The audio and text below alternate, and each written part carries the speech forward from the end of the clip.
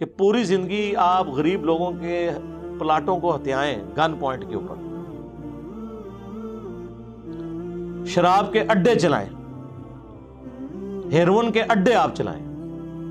اپنے علاقے کے آپ سب سے بڑے ڈان ہو، اور آپ ایک مولوی کو ہائر کر کے اور اپنی میت کے اوپر اس سے دعا کروا لیں تو اللہ تعالیٰ آپ کو بخشتے ہیں۔ نہ سر، اس طرح نہیں ہونا۔